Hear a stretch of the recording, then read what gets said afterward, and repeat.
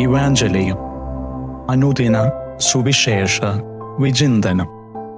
ഈശോ മിശിഹായ്ക്ക് സ്തുതിയായിരിക്കട്ടെ. സെപ്റ്റംബർ 4 തീയതി, ആണ്ടുവട്ടത്തിലെ 22 വാരം, വ്യാഴാഴ്ച. നമ്മൾ ധ്യാനിക്കുന്ന വചനഭാഗം ലൂക്ക എഴുതിയ വിശുദ്ധ സുവിശേഷത്തിലെ 5 അധ്യായം 1 മുതൽ 11 വരെയുള്ള തിരുവചനങ്ങൾ. ഈശോ ഗലീലി തീരത്ത് മീൻ പിടിക്കാൻ വേണ്ടി ശ്രമിക്കുന്ന പത്രോസിനെയും കൂട്ടരെയും അത്ഭുതകരമായ മീൻപിടുത്തത്തോടെ ആകർഷിക്കുകയും തന്നെ അനുഗമിക്കാൻ വേണ്ടി ആവശ്യപ്പെടുകയും ചെയ്യുന്ന ഭാഗമാണ് നമ്മൾ വായിച്ചു കേൾക്കുന്നത്.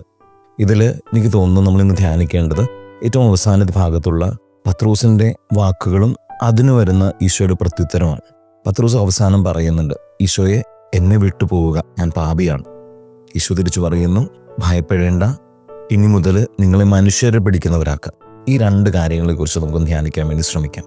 പത്രോസ് പറയുന്നത്, എന്നെ വിട്ടുപോവുക കർത്താവേ, ഞാൻ പാപിയാണ്. എന്തുകൊണ്ടാണ്? നമ്മൾ മറ്റ് സുവിശേഷങ്ങളിൽ കാണുന്നത്, പ്രത്യേകിച്ച് മത്തായിയുടെയും മർക്കോസിൻ്റെയും സുവിശേഷത്തിൽ കർത്താവ് കടൽ തീരത്തുള്ള ശിഷ്യന്മാരെ വിളിക്കുന്നുണ്ട്. പക്ഷെ കർത്താവ് ആദ്യമായിട്ട് അവരെ കാണുന്നത് ആ കടൽ തീരത്ത് വെച്ചാണ്. പക്ഷെ ലൂക്കായുടെ സുവിശേഷത്തിൽ അങ്ങനെയല്ല. കർത്താവ് സിനഗോഗിൽ നിന്നും ആദ്യം പോകുന്നത് ശിമയോന്റെ വീട്ടിലേക്കാണ്. അപ്പം അതുകൊണ്ട് തന്നെ ശിമയോനെ കർത്താവിന് പരിചയമുള്ളതായിട്ട് നമ്മൾ കാണുന്നുണ്ട്.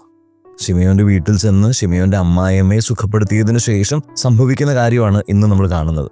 അതുകൊണ്ട് തന്നെ കർത്താവ് ശിമയോനോട് വലയെറിയാൻ വേണ്ടി പറയുമ്പോൾ ശിമയോൻ തിരിച്ച് പറയുന്നൊരു കാര്യമുണ്ട്, കർത്താവ്, ഞങ്ങൾ രാത്രി മുഴുവനും പണിയെടുത്ത് നിൽക്കുകയാണ്, പക്ഷെ ഞങ്ങൾക്കൊന്നും കിട്ടിയിട്ടില്ല. പക്ഷെ എന്നാൽ പോലും നീ പറയുകയാണെങ്കിൽ ഞങ്ങൾ വേണമെങ്കിൽ വിടാം. അപ്പോൾ എനിക്ക് വേണ്ടിയിട്ടില്ല, എനിക്ക് വിശ്വാസമുള്ളതുകൊണ്ടല്ലോ, പിന്നെ നീ പറഞ്ഞതുകൊണ്ട് നിന്നെ ബുദ്ധിമുട്ടിപ്പിക്കണ്ടല്ലോ എന്ന് വിചാരിച്ച് ഞാൻ ഇടുന്നു എന്ന മനോഭാവത്തോടുകൂടി ആയിരിക്കുന്ന, എവിടെയോ ദൈവത്തിന് ഒരു ഔദാര്യം ചെയ്യുന്ന, യേശുവിന് ഒരു ഔദാര്യം ചെയ്യുന്ന ഒരു പത്രോസ് ഉണ്ട്. അതുകൊണ്ട് തന്നെയാണ് പത്രോസിന് ഏറ്റവും ശക്തമായിട്ടുള്ള ഒരു കുറ്റബോധം വരികയാണ്.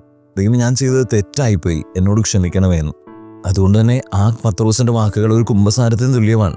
കർത്താവ്, എന്നിൽ നിന്നും അകന്നു പോകണമേ, ഞാൻ പാപിയാണ്, പാപിയായി എന്നിൽ കനിയണമേ എന്ന് പറഞ്ഞുകൊണ്ട് നമ്മൾ ഓരോ കുമ്പസാരം ആരംഭിക്കുന്നതും ഇതുപോലെ തന്നെ അല്ലേ എന്ന് നമുക്കും ചിന്തിക്കാം. ഇനി 2ാമത്തേത് കർത്താവിൻ്റെ ഉത്തരവാണ്, മനുഷ്യരെ പിടിക്കുന്നവരാക്കാം.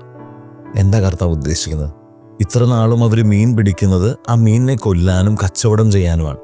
ലാഭത്തിന് വേണ്ടി, മരണത്തിന് വേണ്ടിയിട്ടുള്ള വഴികളാണ് മീൻപിടുത്തം.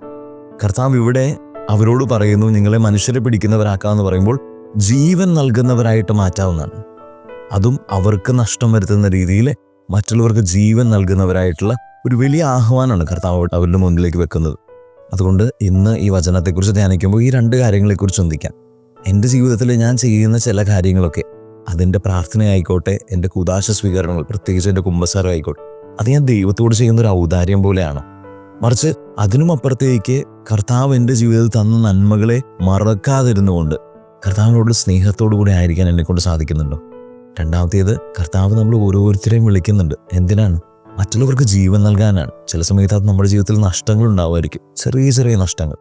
പക്ഷെ അതിനും അപ്പുറത്തേക്ക് കർത്താവ് ആവശ്യപ്പെടുന്നത് ജീവൻ നൽകുന്നത്, മനുഷ്യരെ പിടിക്കുന്നവരെന്നാൽ ജീവൻ നൽകുന്നവരായിട്ട് മാറാനാണ്. നമ്മൾ മറ്റുള്ളവരോട് പെരുമാറുന്ന സമയത്ത് നമ്മൾ അവർക്ക് ജീവനാണോ കൊടുക്കുന്നത്, അല്ലെങ്കിൽ അവർക്ക് എവിടെയോ ഒരു മീനിനെ കൊല്ലുന്നത് പോലെയുള്ള ഒരു മരണത്തിൻ്റെ ഒരു ചെറിയ തോന്നലാണോ അവർക്ക് കൊടുക്കുന്നത്? നമുക്ക് ചിന്തിക്കാം. ഇന്ന് ഈ വചനത്തെക്കുറിച്ച് ധ്യാനിക്കുമ്പോൾ നമുക്ക് പ്രാർത്ഥിക്കാം, ദൈവം, ഞങ്ങളുടെ ജീവിതത്തിൽ ഞങ്ങൾ ഒരിക്കലും ദൈവത്തെ മറക്കാതിരിക്കാൻ, ദൈവം ജീവിതത്തിൽ ചെയ്ത ഓരോ ചെറിയ നന്മയും മറക്കാതിരിക്കാനുള്ള കൃപ തരണമേ. ഒപ്പം ദൈവം തന്ന നന്മകൾ സ്വീകരിച്ച് ഞങ്ങൾ അത് മറ്റുള്ളവർക്ക് ജീവൻ നൽകാനാണെന്നുള്ള ബോധ്യത്തിലേക്ക് കടന്നു വന്നുകൊണ്ട് എല്ലാവർക്കും ജീവൻ നൽകുന്നവരായിട്ട്, ചിലപ്പോൾ ഞങ്ങളുടെ ജീവിതത്തിൽ കുറച്ചും കുറവുകൾ ഉണ്ടായാൽ പോലും മറ്റുള്ളവർക്ക് ജീവൻ നൽകാനുള്ള കൃപ, അനുഗ്രഹം ഞങ്ങൾക്ക് നൽകണമെന്ന് പ്രാർത്ഥിച്ചുകൊണ്ട് നമുക്ക് ഇന്നത്തെ ദിവസമായിരിക്കാം. ദൈവം നമ്മളെല്ലാവരെയും സമൃദ്ധമായിട്ട് അനുഗ്രഹിക്കട്ടെ.